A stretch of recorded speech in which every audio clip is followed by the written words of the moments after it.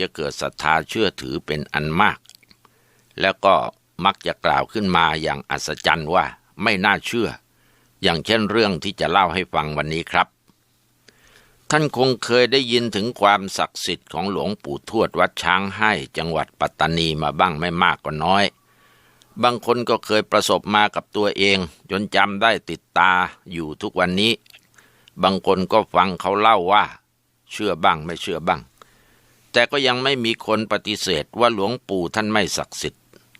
แม้แต่อภินิหารของท่านตอนท่านยังมีชีวิตอยู่ที่ท่านหย่อนเท้าลงไปในน้ำทะเลที่เค็ม